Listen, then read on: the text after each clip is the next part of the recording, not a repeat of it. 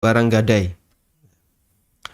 Dalam Al-Ma'ayir Asy-Syar'iyyah yang diterbitkan oleh AAOIV,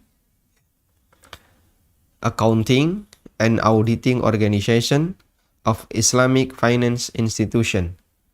Ini adalah sebuah lembaga resmi internasional yang menyusun SOP, standar operasional prosedur,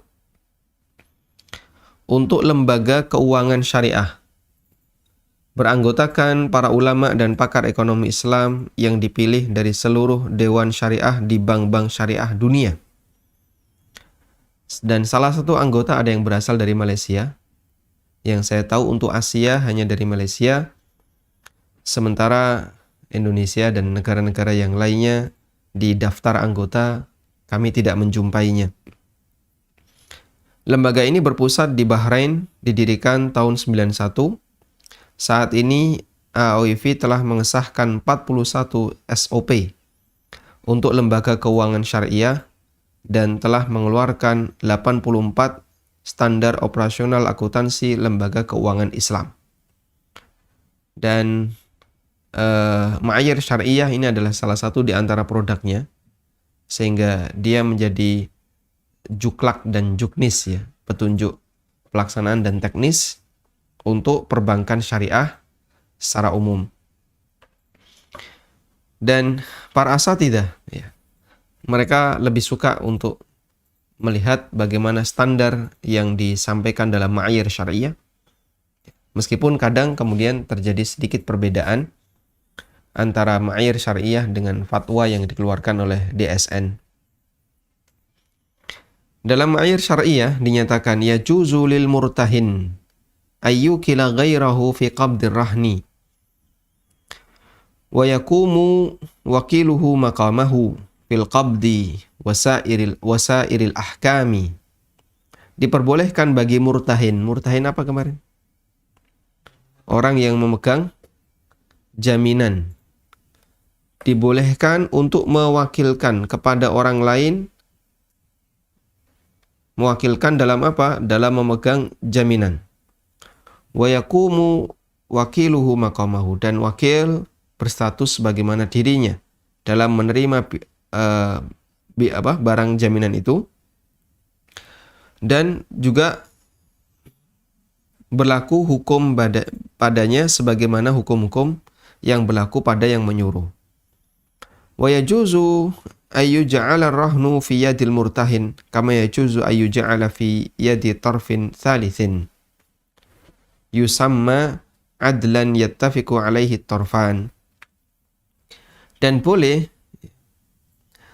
barang gadai itu dipegang oleh murtahin, sebagaimana boleh pula untuk ditaruh di pihak yang ketiga, ya, yang sudah ditetapkan dan dia adalah orang yang adil, disepakati kedua belah pihak.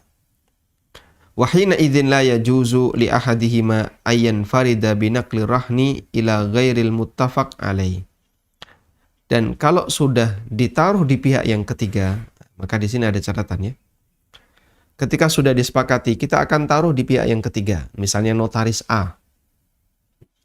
Ini jaminan sertifikat, kita taruh di notaris B, notaris C. Maka kalau sudah disepakati demikian, tidak boleh salah satu pihak yang melakukan akad untuk memindahkan, untuk secara pribadi, memindahkan barang gadai itu kepada orang lain yang belum disepakati. Jaminan ada di tangan A, tapi kemudian dipindahkan ke B atas inisiatif salah satu pelaku akad. Seperti ini tidak diperbolehkan karena jadinya menyalahi kesepakatan. Baik. Jadi kenapa tidak boleh? Penjelasannya adalah karena itu menyalahi kesepakatan.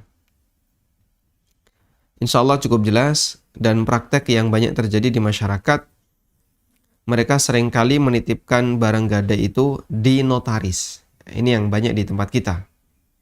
Apakah itu tidak menyalahi aturan akad gadai? Jawabannya tidak.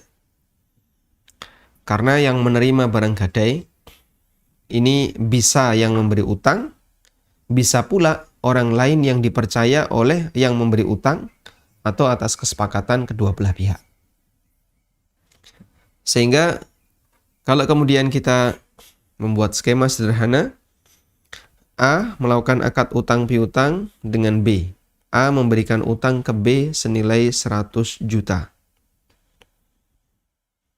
Kemudian B memberikan barang gadai berupa emas. Emasnya senilai 100 gram.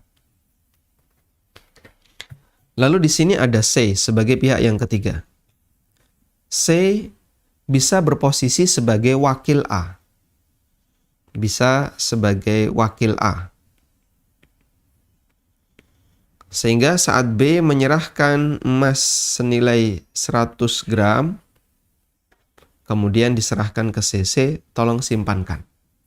Maka dia jadi wakil A.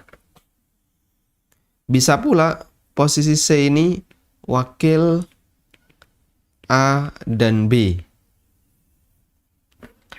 Kok bisa? Jika disepakati antara A dan B, tolong emas 100 gram ini disimpan. Sehingga B langsung menyerahkannya ke C. Baik. Apapun itu, posisi C di sini adalah wakil.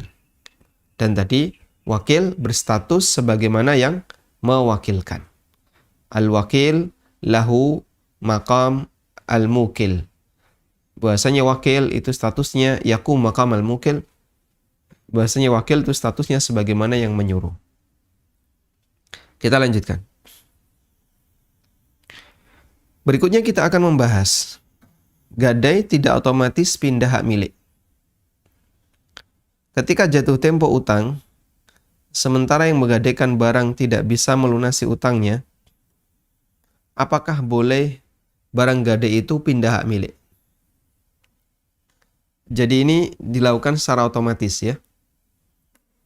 Misalnya D dan F melakukan transaksi utang piutang. Dia memberikan utang kepada F senilai 10 juta. Lalu F menyerahkan motor sebagai gadai. Ini deadline-nya selama 2 tahun. 10 juta 2 tahun. F menyerahkan motor. Sudah?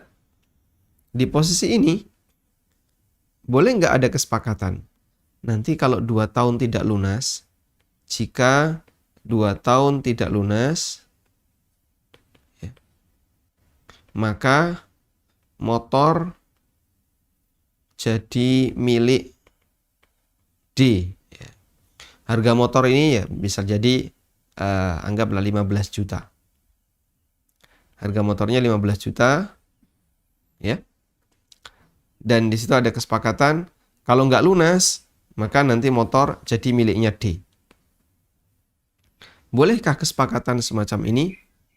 Coba kita baca penjelasannya. Nah, mayoritas ulama berpendapat tidak boleh ada kesepakatan bahwa ketika utang tidak bisa dibayar pada saat jatuh tempo, maka barang gadai disita. Ya, bahasa lainnya tadi pindah hak milik. Bahkan sebagian ulama menyebut ini termasuk tradisi jahiliyah yang ditentang oleh Islam. Dinyatakan dalam salah satu riwayat dari sahabat Muawiyah bin Abdullah bin Ja'far bahwa ada orang yang menggadaikan rumahnya di Madinah sampai batas tertentu. Kemudian ketika lewat jatuh tempo, orang yang memberi utang langsung mengatakan, rumah ini jadi milikku. Rumah ini jadi milikku. Kemudian Nabi SAW mengatakan, La yaghlaqur rahnu min sahibihi alladhi rahanahu. Barang gadai tidak boleh dihalangi untuk dimiliki oleh pemiliknya yang menggadaikannya. Ya. Sehingga dia tetap jadi hak milik dari rahin yang menggadaikan. Karena itu si pengutang ketika tidak mampu melunasi utangnya tepat waktu, barang gadai tidak boleh langsung dieksekusi tanpa ada izin pemilik. Kecuali jika yang mengeksekusi adalah pemerintah. Loh, ini ada apa keterlibatan pemerintah? Kita punya kaidah raf'ul hakim yarfa'ul khilaf. Kalau ada keputusan dari hakim, maka itu menghilangkan perselisihan. Sehingga saat 2 tahun, setelah 2 tahun D tidak bisa bayar. Oh, F ya. F tidak bisa bayar utang. Kemudian yang jadi pertanyaan adalah bagaimana nasib motor itu? Motor itu bagaimana? Sudah? Pilihan yang pertama adalah langsung dimiliki oleh D. Langsung dimiliki oleh D. Nah, kalau seperti ini, menurut pendapat jumhur, dilarang. Nggak boleh. Sehingga tidak boleh ada kesepakatan yang seperti tadi ya. Jika dalam 2 tahun tidak lunas, maka motor jadi milik D. Kesepakatan seperti ini tidak diperkenankan. Sehingga motor tidak bisa langsung jadi milik D. Baik, yang pilihan yang pertama. Yang kedua. Pilihan yang kedua. Motor dijual bersama. Dijual oleh F. Dijual oleh F karena dia pemiliknya. Dibantu D. Karena dia juga mengharapkan pelunasan utang. Sehingga saat F nggak bisa bayar, maka motor dijual oleh F. Disampaikan, F, ini motor kamu harus jual untuk bisa melunasi utangku. Untuk bisa melunasi utangmu. Lalu F bersedia. Sehingga yang menjual adalah atas kerelaan si F. Dijual bersama, intinya di nomor 2 ini dijual bersama atas kerelaan F. Kondisi yang ketiga, F menolak untuk jual motor. Nah, di saat inilah, sementara F sudah tidak punya harta yang bisa digunakan untuk menutupi utang, di saat ini ada peran pemerintah. Ada peran pemerintah untuk memaksa F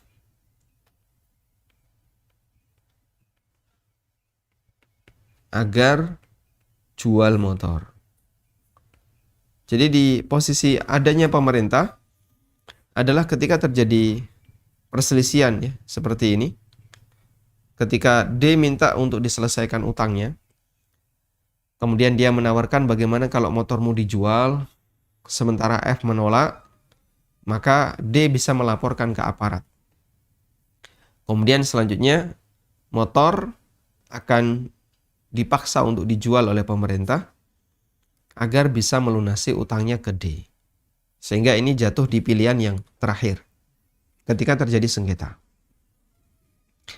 Saya sampai mengatakan wa mata halal ajal lazimar rahin al-ifa'u wa ada'u ma 'alaihi min dainin fa in imtana'a min wafa'ihi wa lam yakun adhina lahu bi bai'ir rahni ajbarahu al-hakim 'ala wafa'ihi au bai'ir rahni. Ketika tiba jatuh tempo, rahin yaitu penerima utang, pemberi barang gadai harus melunasi utangnya. Jika dia tidak bisa melunasi dan tidak bersedia menjual barang gadainya, maka pemerintah berhak memaksanya untuk melunasi utangnya atau menjual barang gadainya jika setelah dijual ada sisa uang. Pemerintah maksa orang ini, kalau barang gadaimu tidak kau jual, lunasi utangmu. Wah, saya tidak punya uang. Kalau begitu barang gadai harus dijual. Saya tidak mau. Nah, pemerintah berhak untuk maksa. Jika setelah dijual ada sisa utang, ada sisa uang, setelah dijual ada sisa uang, dikembalikan ke pemilik gadai atau dikembalikan ke yang berutang. Ya. Jadi setelah proses ini berlangsung, Akhirnya motor terjual. Motor terjual dengan harga misalnya 12 juta. Ketika motor sudah terjual 12 juta, maka dari sini yang 10 juta ke D, diserahkan ke D untuk pembayaran utang, yang 2 juta dikembalikan ke F. Cukup jelas insya Allah, karena dalam hal ini nilai hasil penjualan motor ternyata lebih tinggi dibandingkan nilai utang. Namun jika utangnya masih sisa, tanggung jawab rohin yang berutang untuk membayar sisa utangnya. Dan sebaliknya, kalau dalam kasus yang kedua, motor terjual dengan harga 8 juta. Maka ini semuanya diserahkan ke D. Sisa utang. Utangnya belum lunas ya. Sisa utang berapa? 2 juta. Menjadi tanggung jawab, tetap menjadi tanggungan F. F pokoknya harus melunasi. Kurang 2 juta. Lah tapi motornya sudah nggak ada. Lah gimana lagi, motormu kurang dari nilai utang. Maka kamu harus bekerja agar bisa mendapatkan uang 2 juta. Tayyib. Hanya saja menurut jumhur ulama boleh dibuat kesepakatan di awal utang bahwa barang gade akan dijual bersama jika debitor tidak bisa bayar. Tolong dicatat ini ya. Dijual bersama, bukan dijual sepihak. Sehingga ada kesepakatan di awal waktu utang. Saya mau memberikan utang ini senilai 10 juta dengan syarat kamu harus menyerahkan barang gade. Jatuh temponya 2 tahun. Jika dalam waktu 2 tahun kamu tidak bisa bayar, maka barang gade ini akan kita jual bersama. Ya. Dibuatlah surat kerelaan itu. Lalu dia tanda tangan, baik saya bersedia untuk menjual barang gade ini jika dalam waktu 2 tahun saya tidak bisa bayar. Ya. Dan saya mewakilkan kepada si A yang memberi utang saya untuk menjualkannya. Sehingga dari kasus tadi ya, dari kasus D dan F, kita ulang lagi. Memberikan utang 10 juta, lalu barang gadenya motor. Ini senilai 15 juta. Saat diserahkan itu kurang lebih nilainya 15 juta. Boleh ada kesepakatan saat utang berlangsung, saat penyerahan uang 10 juta, bahwasanya nanti motor akan dijual bersama. Lalu F mewakilkan, dalam kesepakatan itu F mewakilkan D untuk menjualkan motornya.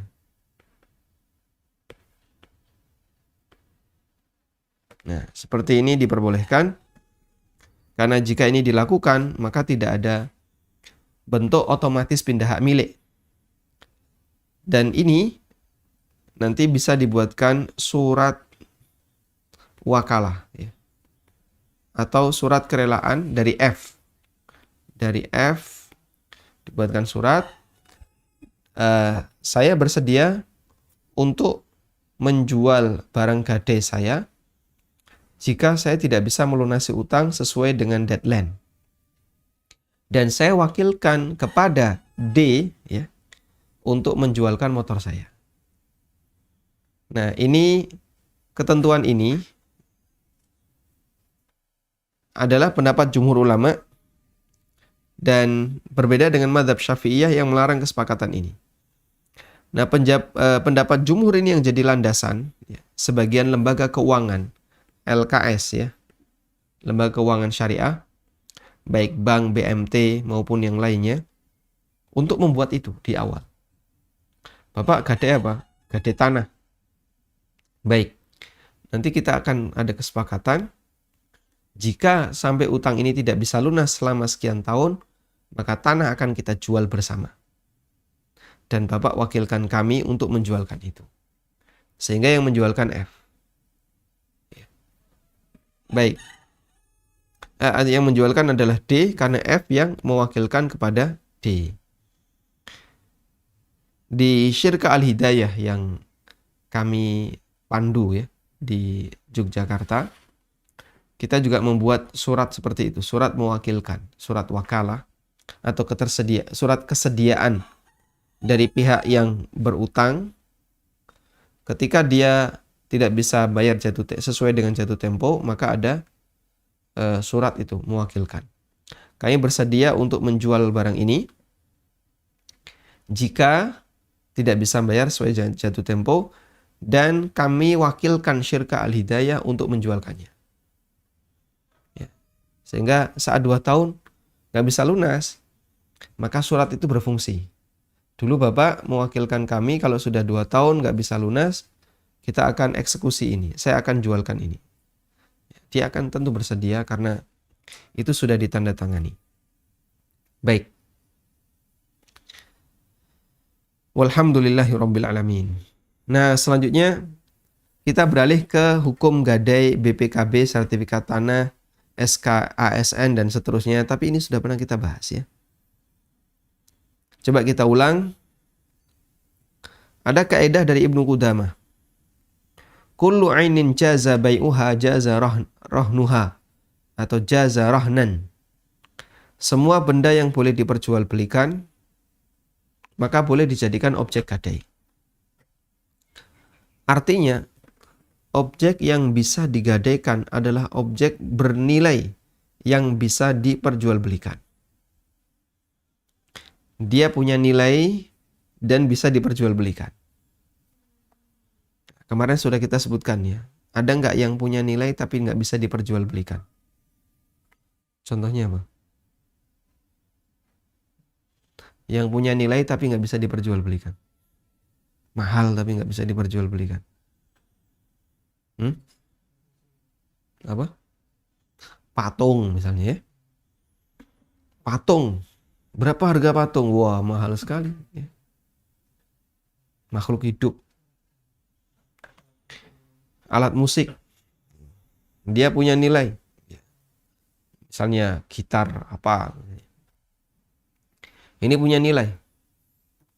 Tapi ketika diperjualbelikan tidak memenuhi syarat sah jual beli. Karena barang ini tidak punya manfaat yang mubah. Sebaliknya, barang yang tidak bisa diperjualbelikan tidak bisa dijadikan objek gadai.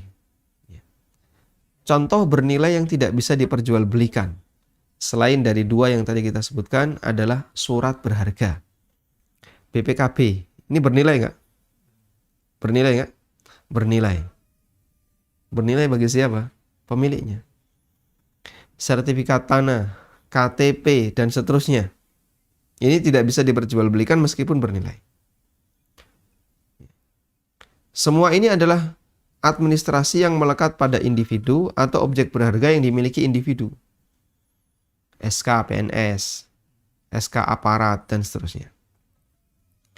Mengingat objek ini tidak bisa diperjualbelikan, pada asalnya tidak bisa digadaikan. Nah, ini landasan kita ya. Kalau bisa dijual,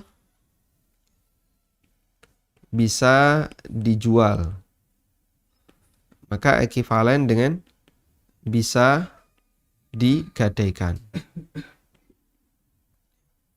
Kalau ini minus juga. Sehingga bila tidak bisa diperjualbelikan, maka tidak bisa digadaikan. Nah, kemudian jadi pertanyaan adalah, lalu mengapa masyarakat menggadaikan benda itu? Ini praktek di masyarakat tentu belum tentu sejalan dengan aturan fikih muamalah. Dan ini penting. Prinsip ini penting. Ceritanya begini. Saya pernah menyampaikan sebuah kajian. Dan sebenarnya itu kajian rutin ya, di kampus. Kemudian ada beberapa dosen, kemudian juga ada dekan. yang ikut kajian itu. Mahasiswa yang itu memang kajian umum ya di masjid. Siapapun yang sholat di situ, di antara sivitas akademik, mereka bisa ikut kajian. Selesai kajian, salah satu dari dosen bertanya, praktek di lapangan tidak pernah kami jumpai ada yang seperti Anda sampaikan. Jadi terjadi distorsi antara penjelasan yang Anda sampaikan dengan apa yang ada di masyarakat. Ya, kemudian dengan pendekatan, biasanya kan orang pakai pendekatan istilah kampus, maqasid syariah. Dengan pendekatan maqasid syariah, kita perlu untuk melihat praktek di lapangan. Baik, kemudian kami sampaikan, jadi mohon maaf ya, kalau kita belajar ilmu tertentu, disiplin ilmu apapun, itu sebenarnya kita belajar ideal. Kita belajar disiplin ilmu apapun, itu kita belajar ideal. Baik ilmu agama maupun ilmu dunia. Seperti kita belajar masalah ilmu fisika, kimia, ilmu biologi, dan seterusnya. Tercatat dalam teori seperti ini. Jika kita terapkan dalam dunia nyata di lapangan, pasti nanti akan terjadi pergeseran. Dan semua orang mengakui itu. Anda yang pernah punya pengalaman praktikum ya. Dalam praktikum itu kan ada landasan teori. Landasan teori rumusnya seperti ini. Sehingga kalau inputnya kayak gini pasti hasilnya seperti ini. Kan gitu ya. Tapi kemudian ketika dipraktikumkan, loh ternyata tabel ini kalau dicocokkan dengan rumus nggak linear. Bengkok kan biasanya. Ada standar deviasi. Biasanya kemudian alasan kenapa itu tidak linear dan seterusnya, kesalahan yang praktek. Kemudian kesalahan alat, yang disalahkan alatnya. Jadi pada saat kita belajar ideal. Namun ketika kita melihat di lapangan, belum tentu sesuai ideal. Nah, akan terbalik kalau kemudian orang itu menjadikan yang ideal ini dipaksa untuk sesuai yang tidak ideal. Wah, ini kebalik. Seharusnya gimana? Yang tidak ideal, kita kembalikan kepada yang ideal. Sehingga dalam belajar agama, kita belajar fikih. Aturan fikih itu seperti ini. Dalam aturan fikih ada A, B, C. Itulah ideal.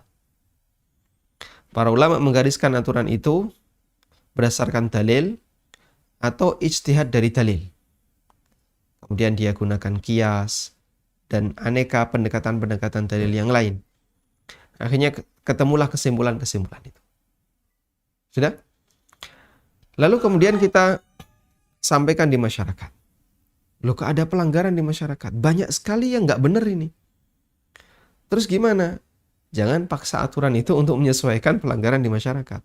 Dibalik, harusnya masyarakat yang belum bisa melakukan yang ideal itu, kita ajak untuk kembali kepada yang ideal. Ya. Saya pernah menyampaikan tentang wudhu itu, ketika menghirup air ke dalam hidung, disedot. Kemudian dibuang. Ya. Nah terus ada, wah, kalau kayak gini kan bikin orang sakit, bisa sakit kepala, ya. Disedot kenceng-kenceng, nanti dia pusing. Ya, Nabi SAW mengatakan, wabalik fil istinsyak illa antakuna sa'iman. Bersungguh-sungguhlah ketika melakukan istinsyak, kecuali kalau kau puasa. Sehingga ketika istinsyak itu betul-betul disedot, kemudian dibuang. Baik. Nah, bagi yang belum terbiasa, memang kadang agak susah. Tapi bagi yang sudah terbiasa, akan terasa nyaman. Nah, praktek di lapangan karena banyak orang yang ketika wudhu itu bukan menghirup air ke dalam hidung, menyentuhkan air ke hidung. Nah, ini menyentuhkan air ke hidung namanya. Nggak ada yang dihirup ini, cuman gini-gini doang. Betul ada tetes-tetes air di ujung hidungnya, tapi kan nggak kehirup. Harusnya disedot, kemudian dibuang. Baik, kembali ke sini. Jadi kesimpulan tadi ya, kita belajar fikih itu belajar yang ideal, belajar ilmu apapun untuk belajar ideal. Kok ada pelanggaran dan penyimpangan di masyarakat, bukan fikihnya yang disalahkan, tapi kita arahkan penyimpangan masyarakat itu kepada yang ideal. Dan rata-rata fikihnya orang yang terpengaruh pemikiran liberal itu dibalik, sehingga aturannya harus menyesuaikan kondisi masyarakat, bukan sebaliknya, kondisi masyarakat yang harus menyesuaikan aturan. Gadai adalah salah satu bentuk akad tawthiqat. Kemarin sudah kita sampaikan. Dan akad tawthiqat ada banyak, salah satunya adalah kafalah ini ya. Salah satunya kafalah. Kita fokus untuk akad kafalah. Seperti apa akad kafalah? Ulama memberikan definisi. Iltizamu ihdari man alaihi haqqu maliyin li rabbihi. Atau man alaihi haqqun maliyun li rabbihi. Tanggung jawab untuk menghadirkan orang yang memiliki kewajiban harta. Iltizamu ihdari man alaihi haqqun maliyun li rabbihi. Wajib tanggung jawab untuk menghadirkan orang yang memiliki kewajiban harta yang belum ditunaikan li rabbihi kepada pemiliknya. Ila majlis hukmi, di majelis hakim. Taib. Maksud dihadirkan di majelis hakim adalah ketika terjadi sengketa di mana yang memiliki kewajiban mengingkarinya. Jika tidak ada sengketa, cukup menghadirkan ke pihak yang memiliki hak. Nah, ini contohnya ya. Si A di Jakarta utang ke si B di Jogja senilai 10 juta. Selama tempo setahun, si B bersedia memberi utang dengan syarat si A bisa mendatangkan penjamin. Lalu si A mendatangkan Ustadz R. Ya. Ustadz R ini siapa Pak? Inisialnya siapa? Tidak perlu seperti itu. Pokoknya Ustadz R gitu aja. Yang juga kenal akrab dengan si B. Akhirnya terjadilah transaksi utang. Karena Ustadz R sudah memberikan rekomendasi, silahkan A dikasih utang 10 juta. Saya yang akan menjadi kafil. Setelah setahun ternyata si A tidak ada kabar. Dalam kasus ini, sang Ustadz R berkewajiban untuk mendatangkan si A dalam rangka menyelesaikan utang. Ya. Si A dengan sang Ustadz, ini disebut akad kafalah, akadnya. Sementara sang Ustadz disebut kafil, orang yang menjamin. Sehingga fungsi kafil adalah menjamin bahwa si A tidak akan lari dari tanggung jawabnya. Baik. Kemudian di sini fungsi kafil juga bisa digantikan dengan surat-surat berharga. Baik yang melekat individu seperti KTP, paspor, termasuk surat berharga yang mewakili kepemilikan aset bernilai seperti sertifikat. Sehingga sertifikat itu bukan benda gadai. Karena dia nggak bisa dijual ya. Tapi ini bisa dipakai untuk mendatangkan orang yang berutang. Awas lo ya, kamu nanti kalau ngingkari, lari, nggak ada kabar, ini sertifikatmu. Baik. Termasuk kemarin, SK PNS, SK ASN. Saat SK itu digadaikan, ini tidak sah sebagai akad rahan, akad rihana, tapi bisa menjadi kafil.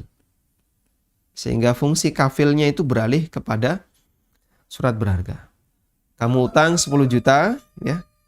Kalau nanti ngilang, ini SK-mu. Saya akan datang ke instansi tempat kamu bekerja untuk mencari di mana kau berada. Baik.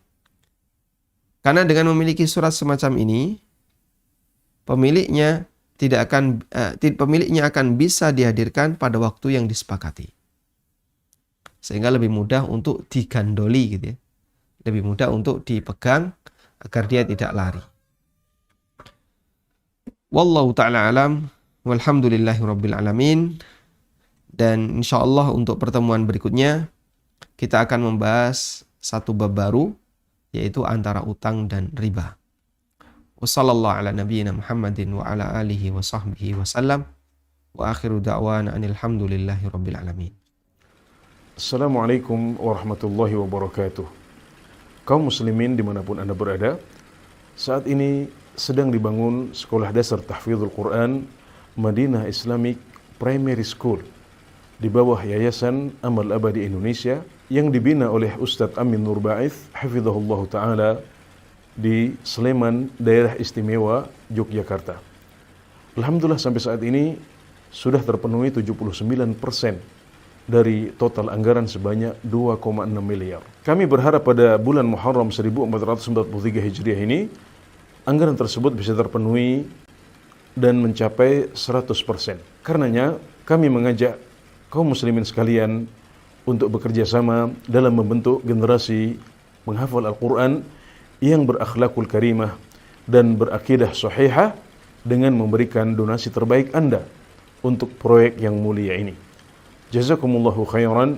Semoga Allah membalas amalan baik Anda dengan balasan yang lebih baik.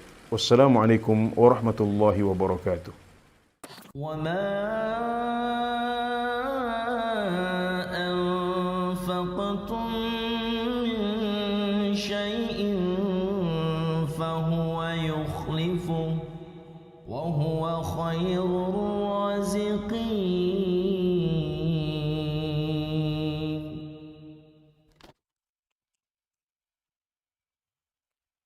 Baik, selanjutnya kami persilahkan bagi Anda yang mau bergabung. Assalamualaikum. Waalaikumsalam warahmatullahi. Silahkan Bapak. Mau bertanya, di rekening bank syariah itu ada peraturan saldo minimal misalnya 50.000. Nah, ada juga peraturan kalau saldo kita di bawah segitu dalam waktu tertentu terkena denda sekian per bulan. Itu bagaimana sih? Kalau di bawah 50.000 terkena denda. Iya, Baik, setahu saya segitu. baik, cukup. Dalam waktu tertentu. Dia dikasih rentang tertentu. Nah, Iya, sesuai kebijakan bank. baik. Wallahu alam, ini kasus yang baru. Saya belum punya ilmu tentangnya dan mohon fanadhiratun ila maisarah. Dikasih waktu tunda agar memudahkan bagi saya untuk mempelajarinya. Wallahu alam. Assalamualaikum Ustaz. Waalaikumsalam warahmatullahi wabarakatuh. Bagaimana hukumnya kebiasaan yang banyak dilakukan masyarakat yaitu menggadaikan BPKB motor? Dan yang kedua, bagaimana hukumnya kita membeli motor yang hanya memiliki satu surat? Misalnya motor hanya STNK-nya saja. Jazakallahu khairan Ustaz. Nah, wa jazakumullahu khairan. Untuk yang pertama sudah kita bahas ya. Bagaimana hukumnya gadai BPKB? Saya tidak bicara ribanya. Ribanya ada pembahasan tersendiri. Kita fokus di akad gadainya. Untuk akad gadai, sementara objek gadainya seperti BPKB, sertifikat tanah, KTP, paspor, SK, ASN, dan yang lainnya. Ini masuk pada pembahasan bahwasanya akad itu adalah akad kafalah. Dan bukan akad gadai secara hukum fikih sah. Terlepas dari nanti utangnya itu ada tambahan ataukah tidak, itu tidak kita bahas. Ada gadai dan tidak ada gadai, utang ada tambahan tetap haram. Meskipun tidak ada gadai, meskipun nggak menyerahkan BPKB. Yang kita bahas adalah gadainya, bukan utang ribanya. Dan insya Allah untuk masalah ribanya akan kita bahas di pertemuan berikutnya. Kemudian yang berikutnya, yang kedua tentang apa tadi? Motor yang hanya punya satu surat. Bolehkah diperjualbelikan? Dulu sudah pernah kita singgung. Coba Anda tanya kepada aparat ya, yang paham tentang undang-undang seperti ini. Kalau saya beli motor bodong, nggak ada STNK atau tidak ada BPKB. Bisa jadi karena hilang, bukan karena hasil maling. Jadi ini mana BPKB-nya? hilang. Mana STNK-nya? Hilang sama dompet, ada BPKB. Saya pernah punya motor, kemudian motor itu atau STNK-nya hilang bersama dompet. Kemudian yang ada BPKB. Dan ini juga motor yang cacat administrasi. Jadinya cacat mental. Itu boleh nggak diperjualbelikan? Tolong Anda tanyakan kepada pihak yang paham tentang undang-undang di Indonesia untuk kasus kendaraan seperti ini. Jika itu tidak termasuk di antara bentuk kriminal, bukan termasuk pelanggaran undang-undang, maka silahkan diperjualbelikan. Tapi kalau itu masuk pelanggaran undang-undang dan itu kriminal, maka ya tentu saja kita tidak boleh melakukan perbuatan yang dia masuk pada kategori tindakan pelanggaran negara atau kriminal. Wallahu a'lam. Silahkan. Assalamualaikum. Waalaikumsalam warahmatullahi. Tafadhal, Bapak. Ya, Ahwan, mau bertanya ini, bagaimana hukumnya menjual rumah warisan ke non-muslim? Jazakallahu khair. Nah. Wa jazakumullahu khairan. Bagaimana hukum menjual rumah warisan ke non-muslim? Masuk pada kategori umum dalam praktek jual beli. Objek apapun yang punya manfaat yang halal boleh kita perjualbelikan kepada siapapun selama tidak ada unsur tolong-menolong dalam maksiat. Jual beli dengan non-muslim boleh enggak? Boleh saja.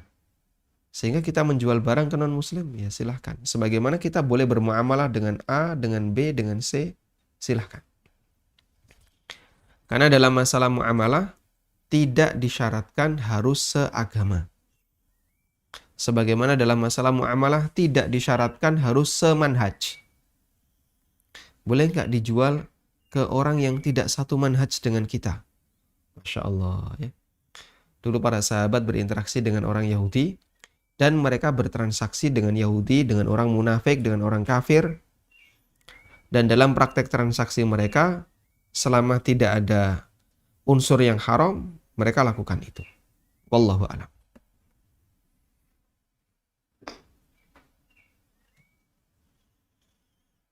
Assalamualaikum. Waalaikumsalam warahmatullahi. Pak Ustaz mau bertanya di luar tema. Bulan yang lalu orang tua saya meninggal.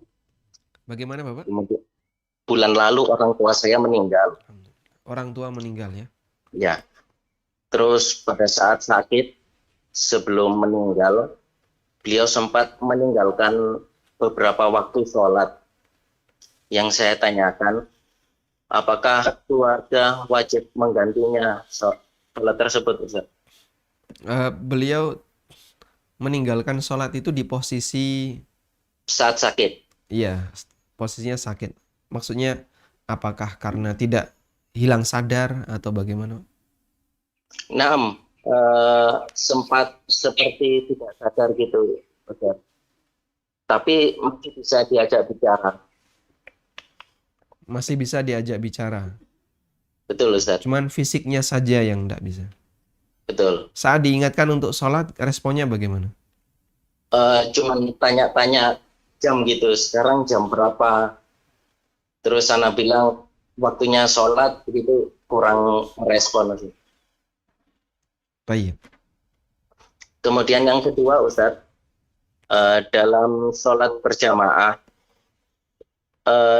lebih afdal mana kita menyempurnakan shaf atau menemani jamaah yang sendirian di belakang? Itu aja, Ustaz. Anda datang bersamaan dengan yang di belakang atau bagaimana? Pada saat mau mulai sholat, jadi mau ada mulai. satu jamaah yang sendirian di belakang. Baik, pada saat mau mulai. Siap. Ya. Nah, jazakallah khair, Ustaz. Wa jazakumullahu khairan. Assalamualaikum warahmatullahi wabarakatuh. Waalaikumsalam warahmatullahi wabarakatuh. Baik. Pertama, seperti yang kita pahami bahwa sholat itu menjadi kewajiban bagi setiap hamba selama akalnya masih ada. Sehingga acuan sholat itu wajib adalah akal. Kalau dia masih sehat akalnya, maka dia harus sholat. Sementara fisik ini tidak menjadi ketentuan. Dalam arti, andaikan orang tidak bisa melengkapi apapun yang ada pada fisiknya. Misalnya ada orang, dia di posisi, saya ambil contoh yang sangat ekstrim. Dia di posisi di tengah laut. Dalam kondisi tidak berbusana. Karena dia hanya berpegang dengan pelampung. Jadi misalnya kapalnya karam atau gimana, dia hanya berpegang dengan pelampung. Hanya mungkin pakai celana dalam, ya. Lalu dia datang masuk waktu sholat. Ini waktu sholat duhur. Dia masih hidup. Mungkin fisiknya sudah lemes karena mungkin dia nggak makan, dia nggak minum. Maka selama akalnya masih sehat, dia sholat di posisi seperti itu. Sehingga sambil memegang apa tadi? Pelampung, dia sholat. Sebisanya. Terus bacaannya gimana? Sudah lemes banget. Ya sebisanya. Sehingga sholat itu dikasih kemudahan. Lakukan sebisanya. Sampai pun orang yang sakit. Kalau dia nggak bisa miring ke arah kiblat, tidak bisa ditegakkan, ya, sehingga membujur kaki ke arah kiblat lalu ditegakkan. Nggak bisa juga. Karena nggak mungkin misalnya bed yang ada di rumah sakit dipindah-pindah. Kadang kan belum tentu pasien itu dapat posisi yang nyaman untuk ke arah kiblat. Ini posisinya kalau mau diselonjorkan ke kiblat, tidak bisa. Dibuat miring ke arah kiblat, tidak bisa. Dibuat ini tidak bisa. Baik. Nah, ketika itu semuanya tidak bisa, maka lakukan sebisanya. Bagaimana melakukan sebisanya? Pokoknya kerjakan sholat sebisanya. Sehingga bisa jadi hanya mungkin umi-umi suara saja. Karena itu, kalau seperti ini tidak bisa dilakukan, bahkan bisa jadi dia cuma diam saja. Orang yang dalam kondisi tidak bisa bergerak karena lumpuh, dan yang bergerak hanya mata. Sehingga bisa dilihat respon dia itu dari mata. Mulut sudah nggak bisa bicara, anggota badan nggak bisa bergerak, hanya mata yang bisa berinteraksi dengan orang di sekitarnya. Maka bisa jadi dia hanya sholat pakai mata yang kelihatan. Ya, mungkin sujud merem. Nanti apalagi saat baca Fatihah melek dia. Hanya pakai mata. Sebisanya. Nah, kalau begitu, jika yang bersangkutan masih sadar, cuman badannya saja yang tidak bisa diajak untuk maksimal, maka yang kami ketahui ya, seharusnya kewajiban sholat itu belum hilang. Sehingga beliau harus tetap mengerjakan sholat. Nah, kemudian apakah perlu diqadha oleh keluarganya? Yang kami pahami, wala taziru waziratu wizra ukhra, berdasarkan ayat ini, orang tidak bisa menanggung dosa orang lain. Maka yang kami pahami adalah itu utangnya si A tidak bisa dibayarkan oleh si B dalam bentuk disolatkan oleh B. Yang bisa dilakukan adalah banyak memohon kepada Allah, semoga si A ini diampuni oleh Allah atas kesalahannya di akhir hayat sampai melepas beberapa kali sholat. Lalu silahkan Anda bersedekah atas nama Bapak. Semoga pahala sedekah ini diterima dan semoga Allah Subhanahu wa taala jadikan itu sebagai penutup kekurangannya yang meninggalkan sholat di akhir hayat. Karena memang cukup bahaya ya meninggalkan sholat di akhir hayat. Ada salah satu dokter yang menyampaikan ke saya, banyak di rumah sakit itu orang sakit nggak mau sholat. Alasannya najis. Ini di pakaian ada najis. Kalau saya harus gonta-ganti repot. Sehingga dia nggak sholat akhirnya. Masya Allah, kasihan banget ini. Sudah di detik-detik mendekati kematian, tapi dia tinggalkan kewajiban yang paling hakiki, yang paling asasi, yaitu sholat, yaitu kewajiban setelah syahadat dan menjaga tauhid. Lalu dia tinggalkan, padahal itu bisa menjadi sebab su'ul khotimah. Kemudian sang dokter ini minta, bisa nggak dibuatkan satu tulisan. Akhirnya saya buatkan satu buku, judulnya itu, Untukmu yang Sedang Sakit. Itu sebenarnya adalah latar belakangnya permintaan salah satu dokter. Nah, buku itu alhamdulillah sudah kita bagikan secara gratis. Dan kita buka kesempatan wakaf bagi para pembaca, karena juga sudah kami cantumkan. Ya. Masih ada nggak buku itu di sini? Di atas itu ada ya? Kayaknya buka kesempatan bagi para pembaca, bagi yang mau wakaf, silahkan. Ya.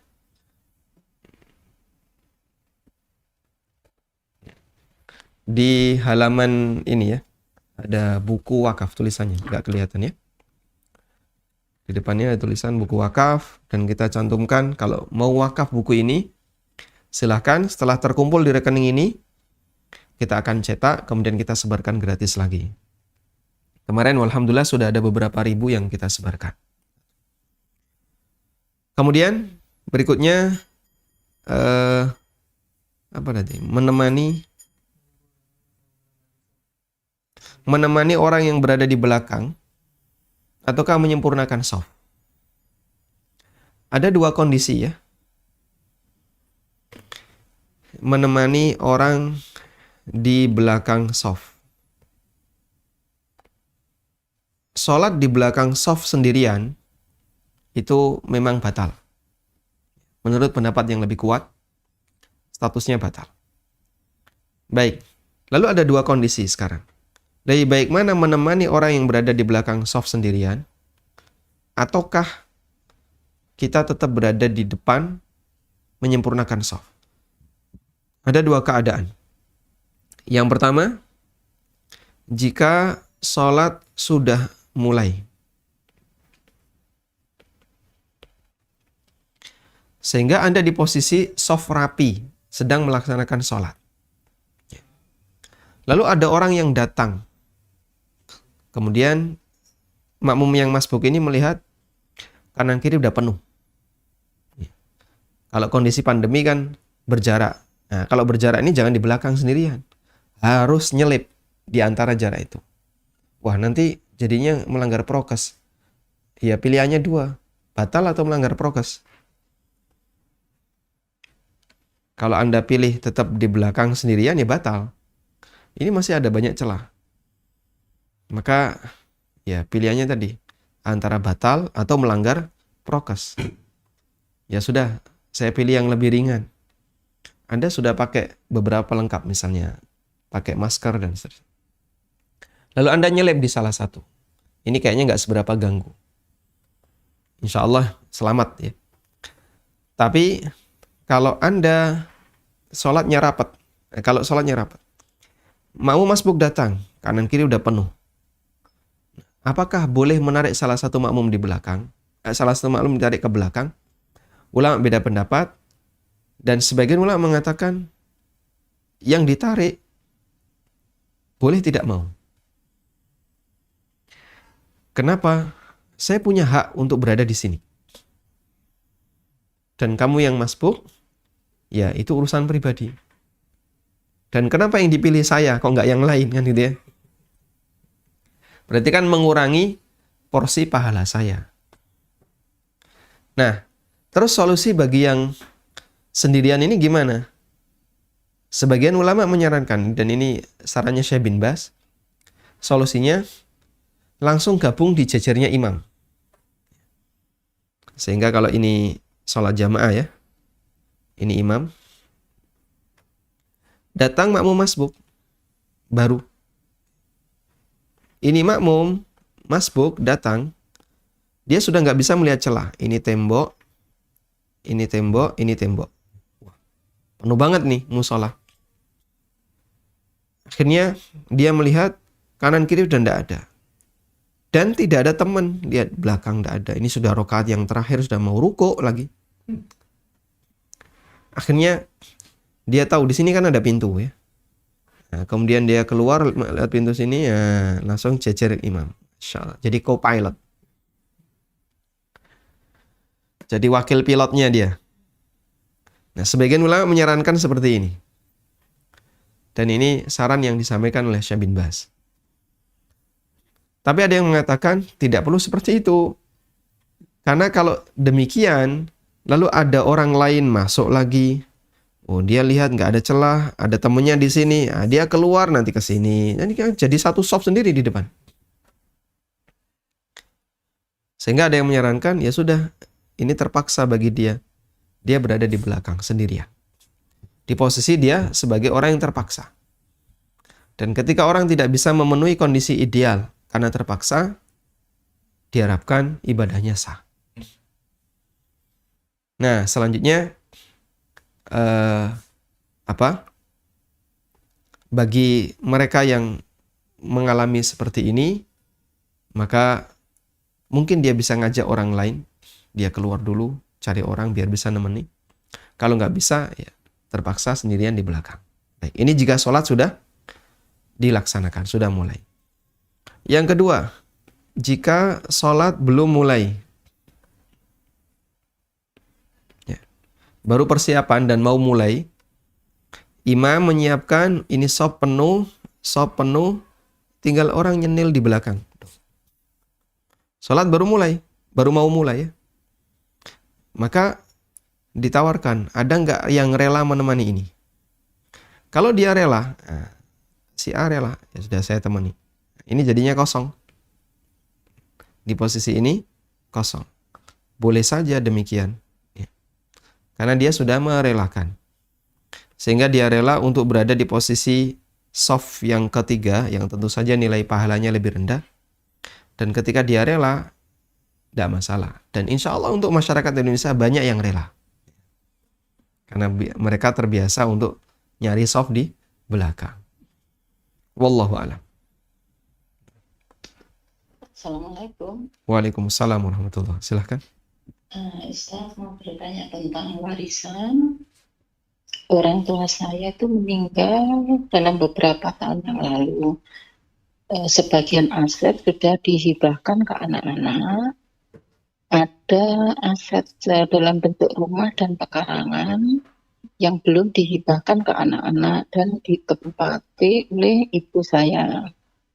Nah, ketika ibu saya itu meninggal dunia, sebelum meninggal, ibu berpesan agar rumah ini tidak dijual, boleh siapapun untuk menempati di situ. Karena sudah sekitar 6 tahun yang lalu meninggalnya, Ibu rumah sudah dan meninggal ya? pekarangan ini kan nggak ada yang mengurus. Ibu, Maka rumah, mohon maaf, ya, ibu Anda sudah meninggal. sudah barusan sekitar 6 tahun yang lalu. Beliau berpesan rumahnya jangan dijual, gitu ya? Jangan dijual, tapi boleh ditempati anak cucunya.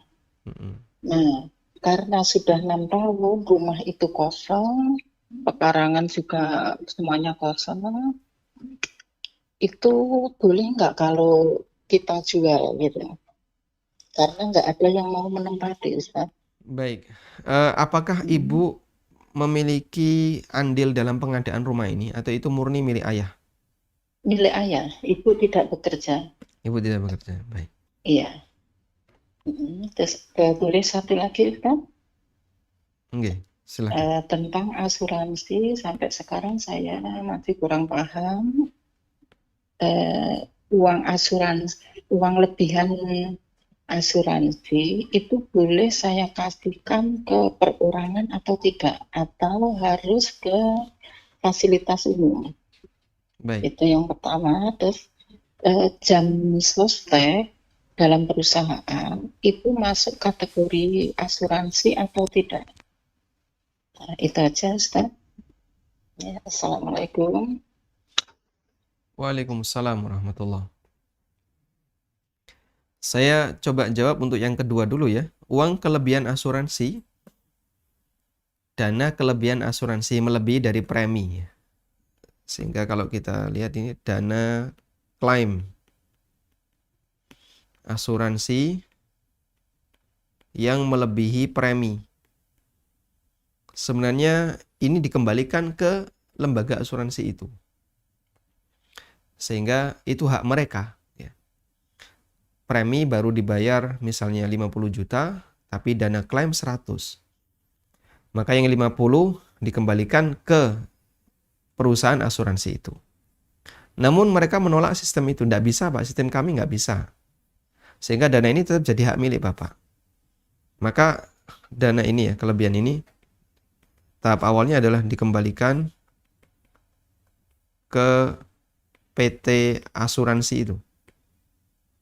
Karena ini milik mereka. Yang kedua, jika tidak bisa, baru dikembalikan ke negara. Karena ini dikembalikan ke Baitul Mal. Hak hukukul majhul ya.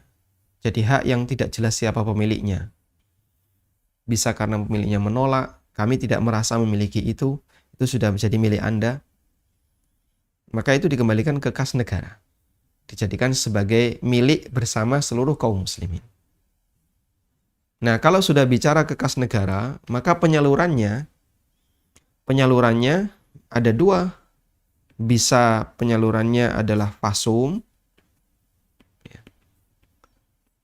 fasilitas negara, atau penyalurannya adalah orang yang wajib ditanggung negara, miskin, fakir miskin. Sebagaimana yang dicantumkan dalam undang-undang ya, fakir miskin dan anak-anak terlantar dipelihara oleh negara. Baik, ini solusi untuk kelebihan dana premi asuransi. Nah, kemudian untuk kasus yang pertama. Ibu meminta, jadi skemanya seperti ini ya, A plus B. Kemudian ini meninggalkan beberapa anak. Saya tidak tahu berapa jumlah anak, anggaplah di situ ada laki, perempuan, misalnya. A meninggal dunia sekian puluh tahun yang lalu. Ya. Dan sebagian besar aset sudah dibagikan ke anak-anak, sebagian besar. Lalu B ada sebagian aset yang belum dibagi menjadi waris. Aset waris. Nah, aset waris ini ditempati oleh B. Sudah? Sebenarnya hak B ini berapa? Dari aset waris itu? 1/8. Tidak lebih dari 1/8. B hanya berhak dari aset waris itu senilai 1/8. Baik. Jika B hanya berhak 1/8, berarti sisa 7/8 ini adalah hak anak. Baik. Nah, karena itu hak anak, maka B tidak diperbolehkan untuk menahan. Itu hak anak. Sehingga tolong ini jangan dijual. Kalau itu milik Anda, silahkan. Tapi kalau itu milik orang lain, ya terserah yang punya. Nah, ini punya siapa? Punya anaknya. Baik. Anak-anak ini, LP ini, apakah dia ingin tidak menjual ataukah ingin menjual? Kalau mereka berharap jual aja, kami juga nggak bakalan menempati. Silahkan dijual. Itu hak mereka. Tapi yang 1/8 ini hak ibu yang minta jangan dijual. Namun ditempati oleh anaknya. Nah, ini kesulitan untuk kita pisahkan. Ada kesan bahwasanya itu adalah wakaf. Maka kami bisa sarankan, wallahu a'lam ya. Ini sifatnya saran pribadi saya. Pada saat ibu mengatakan tolong ini jangan dijual, berarti yang 7/8 haknya anak itu bukan hak ibu. Maka ibu tidak berhak untuk menahan itu. Sehingga di posisi ini anak berhak untuk jual yang 7/8. Sisanya ini. Sementara yang 1/8 hak ibu untuk mempertahankan. Jika beliau bilang jangan dijual yang 1/8, memungkinkan nggak dipisahkan? Sehingga pecah sertifikat 1/8 milik ibu. Ini jadi wakaf dzurri. Wah, ini tidak mungkin, tidak bisa yang kayak gitu. Namanya lahan atau pekarangan rumah, ada rumahnya. Kalau dijual ya utuh, dipisahkan 1/8 susah. Kalau demikian, maka silahkan itu dijual. Hasil penjualannya tetap dijadikan sebagai wakaf. sehingga mungkin disalurkan ke masjid atau kemana atas nama ibu, wakaf atas nama ibu untuk seluruh kaum muslimin. Wallahu alam, itu hanya saran yang bisa kami berikan, karena kemungkinan dari pernyataan ibu jangan dijual, silahkan dimanfaatkan untuk anak-anak, berarti itu diwakafkan dzurri, dan kita naikkan wakaf dzurri itu ke wakaf khairi, wakaf untuk kepentingan sosial yang lebih umum. Wallahu alam, wa sallallahu ala nabiyyina Muhammadin wa ala alihi wa sahbihi wa sallam, wa akhiru da'wana anil hamdulillahi rabbil alamin. Wassalamualaikum warahmatullahi wabarakatuh.